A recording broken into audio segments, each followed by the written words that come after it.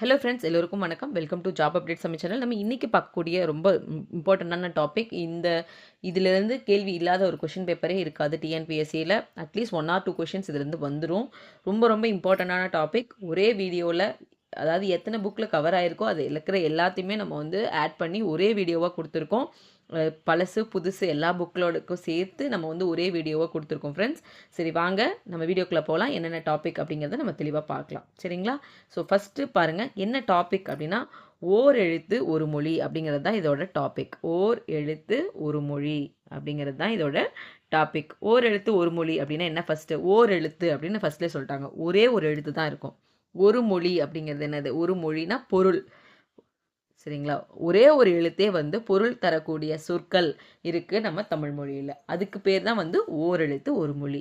அது மொத்தம் எத்தனை இருக்குது, எந்தெந்த மாதிரி எழுத்துக்கள் என்னென்ன பொருளை கொடுக்குது அப்படிங்கிறத நம்ம வந்து இந்த வீடியோவில் டீட்டெயில்டாக பார்க்க போகிறோம். இது பார்த்தீங்க அப்படின்னா சொற்பூங்கா அப்படிங்கிற ஒரு லெசனில் நம்ம எடுக்கிறோம் ஃப்ரெண்ட்ஸ். சரிங்களா? சொல் எப்படி தோன்றியிருக்கும், சொல் தோன்ற கால இயக்கம் எப்படி இருந்திருக்கும், அதெல்லாம் கொடுத்துருப்பாங்க ஃபஸ்ட்டில். ஸோ இப்போ நமக்கு வந்து முக்கியமான என்னென்னது நம்ம பார்க்கலாம். சரிங்களா? இப்போ பாருங்கள், இந்த இடத்துல தமிழ்மொழி செந்தமிழாகவும் செழுந்தமிழாகவும் உயிரோட்ட தமிழாகவும் இருந்து வருவதாலேயே ஆகும். அதாவது 200 ஆண்டுக்கு முற்பட்ட நூல்களை படிக்க முடியாத நிலைமையில் இருப்பதையும் காண்கிறோம். ஆனால் தமிழிலிருந்து தமிழ் பற்றுள்ள தமிழர் யாரும் கற்க முடியாது என சொல்லும் ஒரு நூல் கூட தமிழில் இல்லை அப்படிங்கிறதான் முக்கியமான ஒரு விஷயம். 200 ஆண்டுக்கு முற்பட்ட நூல்களையும் வந்து நம்மளால் படிக்க முடியும். அது ஏன் அப்படின்னா தமிழ் வந்து ஒரு செந்தமிழாகவும் செழுந்தமிழாகவும் உயிரோட்ட தமிழாகவும் இருக்குது அப்படின்னு சொல்கிறாங்க. தமிழில் நமக்கு இதுக்கு வந்து போன டைம் கேட்டிருந்தாங்க ஃப்ரெண்ட்ஸ். சொல் அப்படிங்கிறதுக்கு நெல் அப்படிங்கிறது ஒரு பொருள். சொல் அப்படின்னா நெல் அப்படிங்கிறதும் பொருள். இப்படி கூட மாற்றி கேட்கலாம். நெல் அப்படிங்கிற சொல்லுக்கு மீனிங் என்னென்னு கூட கேட்கலாம். சொல் அப்படின்னா நெல்லும் அப்படிங்கிறது ஒரு பொருள் இருக்குது. சொன்றி சோறு அப்படிங்கிறதுலாம் வந்து அதில் தான் வந்தது அப்படின்னு சொல்கிறாங்க. நெல்லில் பதர் உண்டு, அதாவது கலை நம்ம சொல்கிறோம் இல்லையா, அதுதான் பதர். ஆனால் சொல்லில் பதர் இருக்கலாகாது, சொல்லலை வந்து தவறு இருக்கக்கூடாது அப்படின்னா எல்லா சொல்லும் பொருள் குறித்தனவே அப்படின்னு சொல்லிட்டு யார் சொல்கிறாங்க? தொல்காப்பியர். இது வந்து கேட்கலாம். எல்லா சொல்லும் பொருள் குறித்தனவே அப்படின்னு சொல்கிறவர் யார்? தொல்காப்பியர். நெல் அப்படிங்கிற பொருள் வந்து ஒரு சொல்லுக்கு இருக்குது அப்படிங்கிறதும் இந்த பேஜில் ரொம்ப இம்பார்ட்டன்ட் டாபிக். அடுத்து பாருங்கள், ஓரெழுத்து ஒரு மொழின்னு சொல்லியிருப்போம். மொழி அப்படின்னா மொழி அப்படிங்கிறதுக்கும் வந்து ஒரு சொல் அப்படிங்கிறது ஒரு பொருள் இருக்குது. சரிங்களா? மொழியை ஓரெழுத்து மொழி, ஈரெழுத்து மொழி, 2க்கும் மேற்பட்ட எழுத்துக்களுடைய மொழி என 3 வகையாக பிரிக்கலாம். ஒரே ஒரு எழுத்து இருக்கக்கூடிய ஒரு சொல், 2 எழுத்து இருக்கக்கூடிய ஒரு சொல், அடுத்து அதுக்கு மேலே இருக்கக்கூடிய எழுத்துக்கள் இருக்கக்கூடிய சொற்கள் அப்படின்னு சொல்லிட்டு 3 வகையாக பிரிக்கிறாங்க. அடுத்து பாருங்கள், ஓரெழுத்து மொழி எவை எனின் நெட்டெழுத்து 7. ஓரெழுத்து ஒரு மொழி. நெட்டெழுத்து எது? நம்ம உயிரெழுத்துக்கள் எடுத்துக்கிட்டிங்கன்னா உயிர்மை குறில் 5 எழுத்துக்கள், உயிர்மை நெடில் 7 எழுத்துக்கள். இந்த உயிர்மை நெடில் 7 எழுத்துக்களும் தான் வந்து ஓரெழுத்து ஒரு மொழி அப்படின்னு சொல்லிட்டு தொல்காப்பியர் சொல்கிறாரு. குற்றெழுத்து வந்து தனித்து நின்று பொருள் தராது. அதனால் குற்றெழுத்து 5ம் மொழி நிறைவு இலவே. தனித்து நின்று வந்து ஒரு பொருளை தராது, அதனால் மொழி நிறைவு, சொல் வந்து நிறைவு பெறாது அப்படின்ற மாதிரி அவர் சொல்கிறார். குற்றெழுத்து 5ம் மொழி நிறைவு இலவே. நெட்டெழுத்து 7 ஓரெழுத்து ஒரு மொழி, குற்றெழுத்து 5ம் மொழி நிறைவு இலவே அப்படிங்கன்னு யார் சொல்கிறாங்க? எல்லா சொல்லும் பொருள் குறித்தனவே அப்படின்னு யார் சொல்கிறது? எல்லாமே வந்து தொல்காப்பியர் தான் சொல்கிறார். சரிங்களா? இப்போது அடுத்து நமக்கு வந்து ஒரு டவுட் வரும். இப்போது நம்ம உயிர் நெட்டெழுத்துக்கள் 7ன்னு நம்ம சொல்லிட்டோம். அப்போ அந்த 7ல் இதை வந்து 18 மெய்யெழுத்துக்களாக நீங்கள் பெருக்குனீங்கன்னா 126 எழுத்து வரும். இப்போ இந்த 126 எழுத்துக்களுமே வந்து பொருள் குறிக்குமா? 126 உயிர்மெய் நெடில் எழுத்துக்குமே வந்து பொருள் குறிக்குமா அப்படின்னா அதுக்கும் வந்து மீனிங் தராங்க. லைக் எப்படின்னா அது எல்லாமே வந்து பொருள் குறிக்காது, அதுலேயும் சில ஸ்பெசிஃபிகேஷன்ஸ் கொண்டு வராங்க. அதுலேயும் சில முக்கியமான எழுத்துக்கள் மட்டும்தான் பொருள் குறிக்கும், எல்லா எழுத்துக்களும் வந்து பொருள் குறிக்காது அப்படின்னு சொல்ல வராங்க. சரிங்களா? அதை தான் வந்து இந்த இடத்துல கொடுத்துருக்காங்க.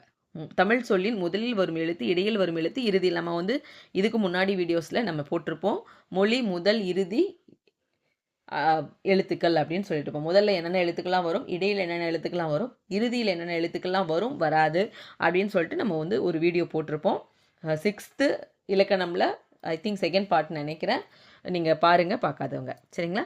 ஸோ அது மாதிரி எல்லா எழுத்துக்களும் எல்லா நிலையிலும் வராது. அது மாதிரி நெட்டெழுத்துக்களும் எல்லா எழுத்துக்களும் வந்து பொருள் கொடுக்காது. அதில் முக்கியமாக மா வரிசையில் 6 எழுத்துக்கள், மா வரிசையில் 6 எழுத்துக்களும், அதே மாதிரி தா பா நா, தா பா நா இந்த வரிசையில் 5 எழுத்துக்கள், 5 எழுத்துக்களும், அடுத்து கா சா வா வரிசையில் 4 எழுத்துக்களும், யா வரிசையில் 1ம், மொத்தமாக 40 ஓரெழுத்து ஒரு மொழி வரும் அப்படின்னு சொல்லிட்டு சொல்றாரு நன்னூலார் அப்படின்றாங்க. மொத்தமாக 7ன்னு சொன்னவர் யாரு? தொல்காப்பியர்.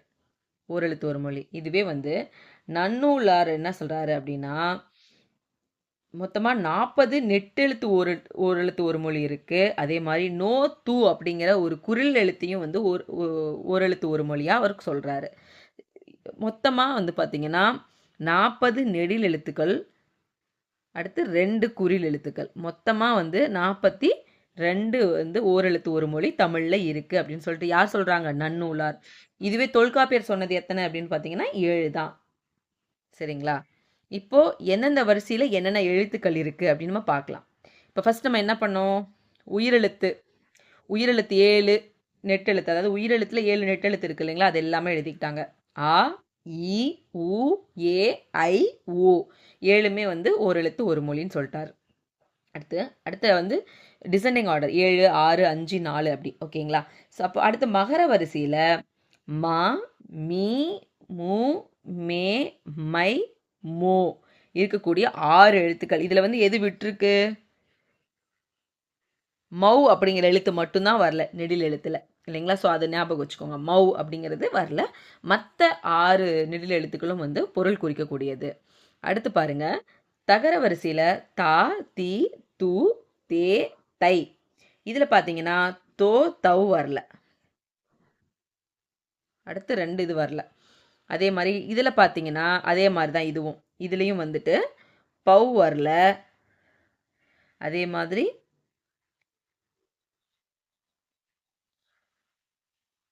பகர வரிசையில் பார்த்தீங்கன்னா உங்களுக்கு வந்து 5 எழுத்து தான், இல்லைங்களா? இப்போ எது மிஸ் ஆயிருக்கு?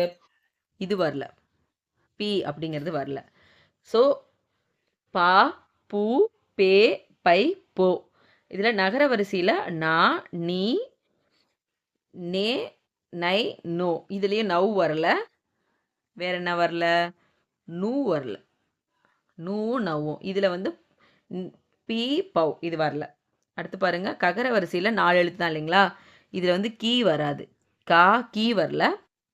கு, கே வரல. கை, கோ, கவ் வரல. இப்போ பார்த்தீங்கன்னா இதில் கி, கே, கவ் இந்த 3 லெட்டரும் வரல. அதே மாதிரி சால சா, சி, சு வரல. அடுத்து சே, சை வரல. அடுத்து சவ் வரல. ஸோ இப்போ இதுலேயும் வந்து 3 வரல. அடுத்து வகர வரிசையிலையும் வா, வி, அடுத்து ஊ வரல, வே வரல, வை, அடுத்து ஓ, சாரி ஓ வரல. இப்போ இந்த 3 வரல. சரிங்களா? அகர வரிசையில் ஒரே ஒரு எழுத்து தான் சொல்லியிருக்காங்க, யா. குறில் எழுத்தில் 2, நோவும் தூவும். இப்போ நல்லா மறுபடியும் ஒரு டைம் ரீகால் பண்ணலாம். உயிர் எழுத்தில் 7 கண்டிப்பாக இருக்கும். மகர வரிசையில் 6னும், அடுத்து பகர வரிசை, அடுத்து தகர வரிசை, நகர வரிசை இந்த 3லையும் பார்த்தீங்கன்னா 5. அடுத்து ககர வரிசையும், சகர வரிசை, வகர வரிசை இது 3த்துலேயும் வந்து பார்த்தீங்கன்னா 4ன்னும், யகர வரிசையில் 1. அதே மாதிரி குறியில் வந்து நோ, து. மொத்தமாக நமக்கு எவ்வளோ? 42 எழுத்துக்கள். இது கூட கேட்கலாம், ககர வரிசையில் எத்தனை எழுத்துக்கள் இருக்குது? ககர வரிசையில் 4 இருக்குது. அதில் இதையும் கூட கொடுத்து கேட்கலாம். அப்போ என்ன பண்ணணும்னா, அந்த 42 எழுத்துக்களுக்கான பொருள்களும் நம்ம தெரிஞ்சு வச்சுக்கணும். ஸோ அதை தான் வந்து நம்ம அடுத்தது பார்க்க போகிறோம். அதுக்கு முன்னாடி சின்ன சின்ன இன்ஃபர்மேஷன் இதில் கொடுத்துருக்காங்க, நம்ம பார்க்கலாம் என்னது அப்படின்னு சொல்லிட்டு. அதாவது தொல்காப்பியருக்கு நெடிது நாள் பின்னே தோன்றிய நன்னூலார் நோ, தூ அப்படிங்கிற உயிர்மை எழுத்துக்களும் ஓரெழுத்து ஒரு மொழி அப்படின்னு சொல்லியிருக்காரு. எந்தெந்த ஓரெழுத்து சொற்கள்லாம் நம்ம வந்து பயன்படுத்தலாம் அப்படின்னு சொல்லிட்டு நம்ம பார்க்கலாம். பூ அப்படிங்கிறது நமக்கு தெரியும், பூக்களை குறிக்கக்கூடிய ஓரெழுத்து ஒரு மொழி. அதோட கா அப்படிங்கிற ஒரு ஓரெழுத்து ஒரு மொழியும் சேர்ந்துனா பூங்கா அப்படிங்கிற ஒரு கலை சொல்ல உருவாக்கிட்டோம். பூங்காங்கிறது பூக்களை உடைய ஒரு சோலை அப்படின்னு நம்ம சொல்லுவோம். கானா நமக்கு சோலை அப்படின்னு தெரியும். ஸோ யா அப்படிங்கிறது ஒரு வினா. யாது, யாவர், யாவன், யாவல், யாங்கு, யாண்டு, யார், யாவை அப்படிங்கிறது வந்து வினாவதுக்கு முன்னாடி யா தான் இருக்குது. அடுத்து அடுத்து பாருங்க, ஆ, மா, நீ, மீ, பி, உ, சே, தே. இது வந்து ஒவ்வொருத்துக்கும் ஒரு மொழிகள் இருக்கு. பூங்கா இணைஞ்சது மாதிரியே ஆவும் மாவும் சேர்ந்துனா ஆமா அப்படிங்கிற கலைச்சொல் எதை குறிக்குது அப்படின்னா, காட்டு பசுவுக்கு ஆமா. அதாவது ஆங்கிறது ஆமா அப்படிங்கிறதுக்கு காட்டு பசு அப்படின்னு சொல்லிட்டு பெயர் இருக்கு. மா அப்படிங்கிறது ஒரு ஓரெழுத்து ஒரு மொழி. பெரிய விஷயங்கள் எல்லாத்தையுமே வந்து மாநாடு அப்படி சொல்லுவோம். நாடுகள்ல பெருசு அப்படின்னு அர்த்தம். அப்ப மாங்கிறது முன்னாடி கொண்டு வந்துடுறோம். நிலத்தை வந்து பெரிய நிலமா குறிக்கணும்னா மாநிலம் அப்படின்னு சொல்றோம். அடுத்து மாஞாலம் அப்படின்னு சொல்றோம். இது வந்து மாங்கிறது ரொம்ப பெரிய விஷயம் அப்படின்னு சொல்லிட்டு. அடுத்தது மாநிறம் அப்படிங்கிறது மாந்தளி நிறத்தை வந்து ஒப்புமைப்படுத்துறதுனால மாநிறம் அப்படின்னு நம்ம சொல்றோம். மாங்கிறதுக்கு விலங்கு அப்படின்னு ஒரு பொருளும் இருக்கு. அரிமா, பரிமா, நரிமா, வரிமா, கரிமா அப்படின்னு சொல்லிட்டு விலங்குகளை வந்து நம்ம குறிக்கிறோம். அரிமாங்கிறது நமக்கு சிங்கம், அது நமக்கு தெரியும் இல்லைங்களா? அடுத்து ஈ அப்படிங்கிறது ஒரு பொது பெயர். ஒரு பூச்சியை குறிக்கக்கூடிய ஒரு மாட்டு ஈ, தேனீ அப்படின்னு சொல்லிட்டு நம்ம இது பண்ணுறோம். ஈதல் அப்படின்னும் நமக்கு வந்து அது பொருள் இருக்குது. ஈக அப்படின்னு சொல்கிறது கொடுக்கறது அப்படின்னு. ஓகேங்களா? அடுத்து பாருங்க, போ, வா, நீ, சு, சே, சை, சோ அப்படிங்கிறதெல்லாம் வந்து வழங்கக்கூடிய சொற்கள் தான். பட் ஒவ்வொன்றும் எண்ணி பார்த்தா சில விளக்கங்கள் கிட்டும் அப்படின்னு நமக்கு சொல்லியிருக்காங்க. சரிங்களா? தெளிவு ஏன் வந்து நன்னூலார் பட்டியலில் வந்து அது இல்லை அப்படிங்கிறது நமக்கு தெளிவு இருக்கும் அப்படின்னு சொல்கிறாங்க. பாருங்கள், ஆண் அப்படிங்கிறது ஆ அப்படின்னு ஆயிடுது. மான் அப்படிங்கிறது மா அப்படின்னு ஆயிடுது. கோங் அப்படிங்கிறது கோன் ஆகியது. தேன்கிறது தே ஆகியது. பே அப்படிங்கிறது பே ஆகியது. காலவெள்ளத்தில் கரைந்து தேய்ந்தவை அப்படின்னு சொல்கிறாங்க. எட்டத்தில் போகிற ஒருவனை ஏய் அப்படின்னு நம்ம சொல்கிறோம் இல்லைங்களா? அப்போது ஏய் அப்படிங்கிறது என்னோடு கூடு, பொருந்து, சேர் அப்படிங்கிறது தான் பொருள். ஏய் அப்படிங்கிறது ஏ அப்படின்னு வழக்கத்தில் மாறிடுச்சு. அம்பை ஏவு அப்படிங்கிறது தான் வந்து ஏவுதல் அப்படின்னு நம்ம சொல்கிறோம். ஏவுதல் அப்படின்னா அம்பு விடுதல். ஏவும் அம்பு அப்படிங்கிறது தான் ஏகலைவன் நம்ம சொல்கிறோம் இல்லைங்களா? ஏவலன் அப்படின்னா அம்பு விடும் கலையை செய்கிறவன் தான் வந்து ஏவலன், ஏகலைவன். அந்த கலையில் வல்லவனை தான் வந்து ஏகலைவன் அப்படின்னு நம்ம சொல்கிறோம். அடுத்து ஏவுதல் எப்படி ஏன்னு மாறுச்சோ ஏய் அப்படின்னும் மாறிடுச்சு. அன்பை வந்து எய்தல் அப்படின்னு நம்ம சொல்கிறோம் இல்லையா? அது மாதிரி மாறிடுச்சு. அதே மாதிரி முள்ளம்பன்றியோட பழம்பெயர் வந்து எய்ப்பன்றி, முள்ளு மாதிரி இருக்கக்கூடிய அம்பு அப்படின்னு சொல்கிறோம் இல்லைங்களா? அது அம்பை எய்பவர் வந்து எய்னர், எய்ற்றியர் அப்படின்னு நமக்கு சொல்லுவாங்க இல்லைங்களா? ஸோ அந்த மாதிரியும் இருந்திருக்கு. அடுத்து இப்போ நம்ம வந்து நம்மளுடைய கடமை என்னென்னா அதை வந்து நம்ம மீட்டெடுத்து நம்ம வந்து அதை வந்து வழிகாட்டி மாதிரி நம்ம எடுத்துன்னு போகணும். அந்த மொழிப்பற்றுக்கான வழிபாட்டியாக அடுத்த ஜென்ரேஷனுக்கு நம்ம எடுத்துன்னு போகணும் அப்படின்றது தான் நம்மளுடைய கடமையாக இருக்குது அப்படின்னு சொல்லிட்டு யார் சொல்கிறார் அப்படின்னா, செந்தமிழ் அந்தனர் அப்படின்னு பாராட்டப்படக்கூடிய ரா இளங்கோமனார் அவருடைய எழுதின நூல்லேருந்து தான் இந்த தொகுப்பு எடுத்திருக்காங்க. சரிங்களா? இவர் வந்து ஒரு பள்ளி ஆசிரியராக பணியாற்றினார். நூலாசிரியர், இதழாசிரியர், உரையாசிரியர், தொகுப்பாசிரியர் எல்லா ஆசிரியராகவும் இருந்த கூடவர் இலக்கண வரலாறு, தமிழிசை இயக்கம், தனித்தமிழ் இயக்கம். இலக்கண வரலாறு, தமிழிசை இயக்கம், தனித்தமிழ் இயக்கம் அப்படின்னு சொல்லிட்டு 2 இயக்கம் வச்சுருக்காரு. தமிழிசை இயக்கமும் தனித்தமிழ் இயக்கமும் ரெண்டுமே தமிழ் சார்ந்தது. ஒன்று இசை, ஒன்று தனி அப்படின்னு ஞாபகம் வச்சுக்கோங்க. அடுத்து இலக்கண வரலாறு. சரிங்களா? இலக்கணம் வந்து அதுக்குன்னு ஒரு வரலாறு அப்படின்னு சொல்லிட்டு நூல்களை வச்சுருக்காரு. தேவநேயம் அப்படிங்கிற நூலை வந்து தொகுத்திருக்காரு. திருச்சிக்கு அருகில் உள்ள அல்லூரில் திருவள்ளூர் தவசாலையும் பாவாணர் சம்மந்தமாக நிறைய பண்ணியிருக்காரு இல்லைங்களா? தேவநேயம் அப்படிங்கிறத தொகுத்திருக்காரு. அல்லூரில் திருவள்ளுவர் தவசாலையையும் அடுத்து என்ன பண்ணியிருக்காரு, பாவாணர் நூலகத்தையும் வந்து அமைச்சிருக்காரு. தமிழின் தனிப்பெரும் சிறப்புகள் அப்படிங்கிற நூலிலிருந்து தான் வந்து இந்த செய்தியை எடுத்திருக்காங்க. ஸோ இப்போ இது யார் எழுதினது? செந்தமிழ் அந்தனார் யார்? ரா இளங்கோமனார் இல்லைங்களா? அவர் வந்து என்னவா இருந்தார்? பள்ளி ஆசிரியராக இருந்தார், நூலாசிரியர், இதழாசிரியர், தொகுப்பாசிரியர், உரையாசிரியர் இந்த மாதிரி. அவர் எழுதின நூட்கள் இது இலக்கண வரலாறு, தமிழிசை இயக்கம், தனித்தமிழ் இயக்கம் இந்த 3. அதே மாதிரி தேவநேயம் அப்படிங்கிற நூலை வந்து தொகுத்திருக்காரு. அதே மாதிரி திருச்சிக்கு அருகில் உள்ள அல்லூரில் திருவள்ளூர் தவச்சாலையையும் பாவாணர் நூலகத்தையும் வந்து அமைச்சிருக்காரு. இவர் எழுதின தமிழின் தனிப்பெரும் சிறப்புகள் அப்படிங்கிற நூல்லேருந்து தான் இந்த ஓரெழுத்து ஒரு மொழி சம்மந்தமாக இருக்கக்கூடிய சொற்பூங்காங்கிற டாப்பிக்கை எடுத்திருக்காங்க. சரிங்களா? அடுத்து பாருங்கள், வேற எங்கெங்கெல்லாம் இருக்குன்னு நான் சொல்லியிருக்கீங்களா? அடுத்து இன்னொரு இலக்கண புக்கில் ஐ திங்க் 7th நினைக்கிறேன். ஸோ அதில் என்னென்னலாம் கொடுத்துருக்காங்க அது ரிலேட்டடாக அப்படின்னு நம்ம பார்க்கலாம். ஸோ பாருங்கள், இ பூ கை அப்படிங்கிற 3 எழுத்தையும் நம்ம பார்த்தோன்னா இந்த 3 எழுத்தும் வந்து அதுக்கான பொருளை கொடுக்கும். நன்னூல் அப்படிங்கிறது எழுதின வந்து பவனந்தி முனிவர் தான் நன்னூலார் அப்படின்னு நம்ம சொல்கிறோம். அவர் தான் வந்து 42 ஓரெழுத்து ஒரு மொழிகள் இருக்குது அப்படின்னு நமக்கு சொல்லியிருக்காரு. இதில் நோ தூ 2 மட்டும்தான் வந்து குரில் எழுத்துக்கள் 2 சொற்களை தவிர ஏனைய 40 நெடில் எழுத்துக்களாக அமைந்தவை. ஸோ அப்போ வந்து நம்ம என்ன பண்ண போகிறோம், எல்லாத்துக்குமே நம்ம வந்து பொருள் பார்க்க போகிறோம் 42 எழுத்துக்கும். சரிங்களா? ஆ அப்படின்னா நம்ம இப்போ தான் பார்த்துட்டு வந்தோம் இல்லைங்களா, பசு அப்படிங்கிறது. ஆ பசு. ஆமா அப்படிங்கிறது காட்டு பசு நம்ம பார்த்துட்டு வந்தோம். ஈ அப்படின்னா கொடுக்கிறது, ஈதல். ஈதல், ஈக அப்படிங்கிறது வந்து கொடுக்கிறது. ஊ அப்படின்னா ஊன் அப்படின்னா நமக்கு வந்து இறைச்சி நம்ம சொல்லுவாங்க இல்லைங்களா? ஸோ அப்போ வந்து இது இறைச்சி. ஏ அப்படின்னா இப்போ தான் நம்ம பார்த்துட்டு வந்தோம். ஏ அப்படின்னா அம்பு.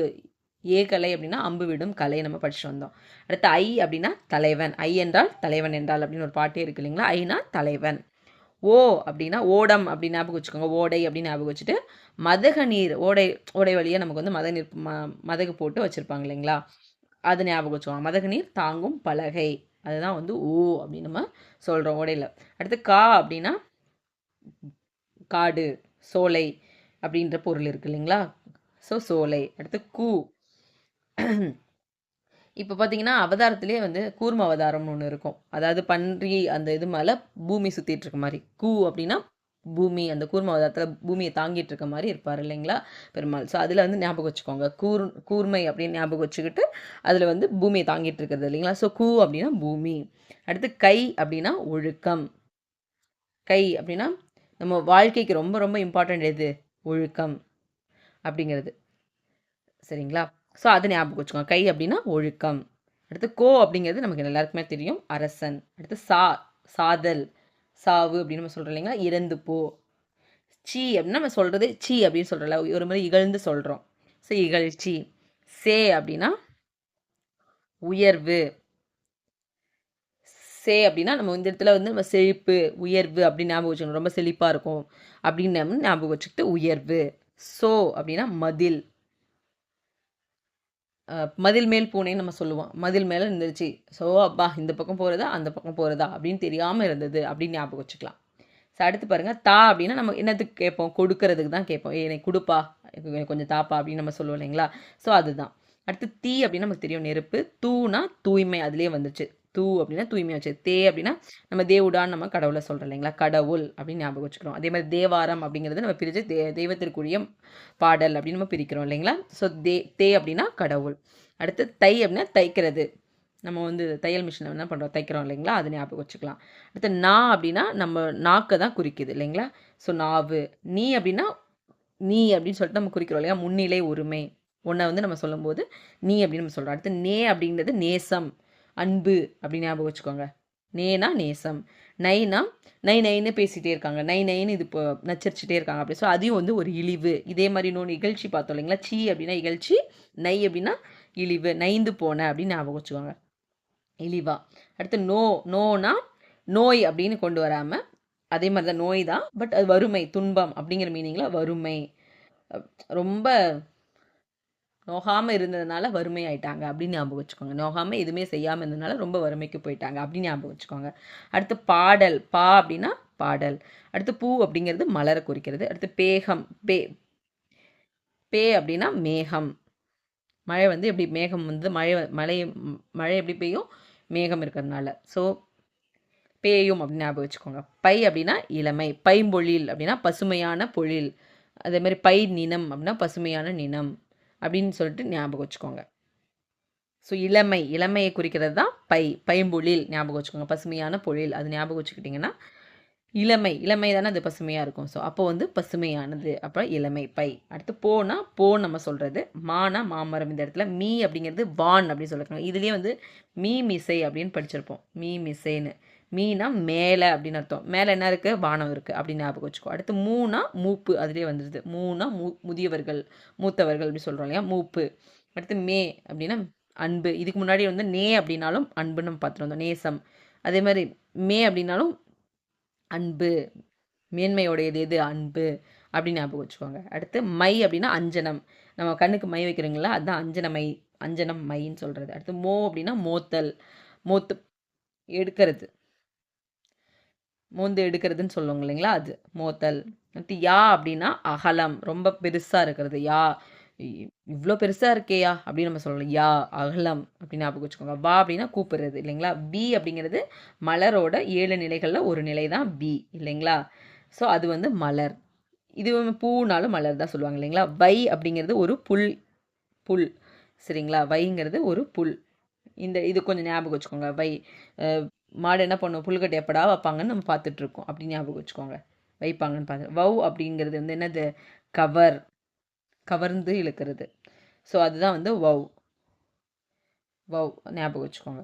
அடுத்து நோ அப்படிங்கிறது நொந்து போயிடுறப்பா, நோய். இதுக்கு முன்னாடி ஏற்கனவே நோய் அப்படின்னு நம்ம சொல்லி ஒரு எக்ஸாம்பிள் சொல்லியிருப்போம். நோ அப்படிங்கிறதுக்கு வறுமை, நோகாமல் இருந்ததுனால வறுமை ஆயிட்டாங்க அப்படின்னு சொல்லிட்டு. அடுத்து தூ அப்படின்னா அப்படின்னு அர்த்தம். நம்ம ஒரு பொது மொழியில் படிக்கும்போது L+2 8 பிரிக்கும்போது இப்படி தான் பிரிப்போம். எல்லை தூனா எல்லை அப்படி நம்ம படிப்போம். சரிங்களா. அவ்வளோதான் ஃப்ரெண்ட்ஸ். 42 இதுக்குமே அதுக்கான பொருள் கொடுத்துருக்காங்க. ஸோ அது சம்மந்தமாக நம்ம போடலாம். சரிங்களா. இப்போ ஓரெழுத்து சொற்களால் நிரப்பு. சரி வாங்க ஃப்ரெண்ட்ஸ், நம்ம இதுக்கு எந்த பொருத்தமான ஓரெழுத்து ஒரு மொழியை நம்ம போட்டோன்னா இது பொருள் வரும் அப்படின்னு பார்க்கலாம். எது புல்லை மேயும் பசு, அப்போது பசுக்கு உண்டான ஓரெழுத்து ஒரு மொழி ஆ. எதை சுடக்கூடியது, நெருப்பு தான் நமக்கு சுடும், அப்போது தீ. எது பேசும், நமக்கு நாக்கு தான் பேசும் இல்லைங்களா. சாரி, எது நமக்கு பேசும், நாக்கு தான் பேசும், அப்போது நாவு. பறக்கக்கூடியது எது, ஈதல் ஒரு பொருளை கொடுத்தா கூட ஈங்கிற ஒரு பூச்சியையும் குறிக்குது இல்லைங்களா. ஸோ ஈ பறக்கும். அடுத்து மனம் வீசக்கூடியது எது, மலர், அப்போ பூ தான் இதுக்கு சரியான ஒரு எழுத்து ஒரு மொழி. அடுத்து பாருங்கள், இதுக்கான பொருளையும் நம்ம பார்க்கலாம். தீ அப்படிங்கிறது நெருப்பு. அடுத்து பாங்கிறது ஒரு பாடல். அடுத்து தைங்கிறது தைத்தல் குறிக்கக்கூடியது இல்லைங்களா, தைத்தல். வை அப்படிங்கிறது ஒரு புல். மை அப்படிங்கிறது நமக்கு அஞ்சனம், கண்ணில் வைக்கிறோம் இல்லைங்களா, அஞ்சனம் மை தீட்டி நம்ம சொல்கிறோம் இல்லைங்களா, அதுதான் அது. சரிங்களா. அடுத்து வேறு என்னெல்லாம் இருக்குதுன்னு நம்ம பார்க்கலாம், வேறு புக்ஸில் இருக்கிறது. இப்போ பாருங்கள், இந்த லெட்டர்ஸை வச்சுட்டு நம்ம இந்த சொற்றோட நம்ம நிரப்பணும். இதில் ஏற்கனவே ஒன்று எக்ஸாம்பிள் பண்ணி காமிச்சிருக்காங்க, ஓல்டு புக்கில் இருக்கிறது. இது நான் கொடுக்கும் ஒரு எழுத்து எது, கை தான் கொடுப்போம். நான் அழைக்கும் ஒரு எழுத்து வா அப்படின்னு நம்ம கூப்பிடும்போது தான் அது அழைக்கிறது. அடுத்து நான் வாயை திறக்க வைக்கும் ஒரு எழுத்து ஆ அப்படின்னு சொன்னால் வரும் இல்லைங்களா. அடுத்து நான் இகழும் ஒரு எழுத்து சி அப்படின்னு நம்ம சொல்கிறது இல்லைங்களா. அது சி அப்படிங்கிறதுக்கு என்னது, இகழ்ச்சி. அதுவே நை அப்படின்னா இழிவு அப்படின்னு அர்த்தம். நான் பறக்கும் ஒரு எழுத்து அப்படின்னா ஈ, நம்ம முன்னாடி இப்போ தான் பார்த்துட்டு வந்தோம் இல்லைங்களா. நான் வழி அனுப்பும் ஒரு எழுத்து போ அப்படிங்கிறது வழி அனுப்புறது இல்லைங்களா. அடுத்து பாருங்கள், இங்கே இருக்கக்கூடிய எழுத்துக்களை வச்சு நம்ம இதை நிரப்பணும். அரண் அப்படிங்கிறது சோங்கிறது என்னது நம்ம பார்த்துட்டு வந்தோம், மதில் அப்படின்னு நம்ம பார்த்துட்டு வந்தோமா. ஸோ அதுதான் அரண். அடுத்து அரசன் அப்படிங்கிறது என்னது, கோ. இதுவே ஐ அப்படின்னு நம்ம கொடுத்தாங்கன்னா அது தலைவன். சரிங்களா. அடுத்து அம்பு அப்படிங்கிறது ஏ கலை நம்ம பார்த்துட்டு வந்தோம் இல்லைங்களா, ஏ. தலைவன் அது இங்கே கொடுத்துட்டாங்க, ஐ. அடுத்து நெருப்புங்கிறது தீ இல்லைங்களா. அடுத்து மலருங்கிறது பூ. ஓகே. அடுத்து பாருங்கள், இதுலேயே வேறு என்னென்னலாம் போடலான்னு கொடுத்துருக்காங்க பாருங்கள். இப்போ கா அப்படிங்கிறது சோலை இல்லைங்களா. அடுத்து தா அப்படிங்கிறதா கொடு அப்படிங்கிறதா தா இது. அடுத்து தைங்கிறது தைத்தல் அப்படின்னு சொல்கிறோம். அடுத்து வேறு என்னது, திங்களின் பெயர்னு ஒன்று கொடுத்துருக்காங்க, அப்போ தை மாதத்தை குறிக்கக்கூடியது இந்த இடத்துல. அடுத்து பாங்கிறது ஒரு பாடல். அடுத்து வா அப்படின்னா வருக அப்படின்னு நம்ம கூப்பிட்றது. ஆங்கிறது பசு. அவ்வளோதான் ஃப்ரெண்ட்ஸ் இது. ஸோ இவ்வளோ தான் ஓரெழுத்து ஒரு மொழி. இந்த ஃபுல்லாக ஒரு வீடியோ பார்த்தீங்கன்னாவே இந்த டாப்பிக்லேருந்து வரக்கூடிய கொஷின்ஸை ஃபுல்லாகவே நீங்கள் அட்டன் பண்ணலாம். இதே மாதிரி மற்ற டாபிக்ஸ்க்கும் நான் வீடியோ 1 by 1 போட்டுகிட்டே இருக்க போகிறேன் ஃப்ரெண்ட்ஸ். சேனலை சப்ஸ்கிரைப் பண்ணி வச்சுக்கோங்க, உங்கள் ஃப்ரெண்ட்ஸுக்கும் ஷேர் பண்ணுங்கள். தேங்க்யூ ஃபார் வாட்சிங்.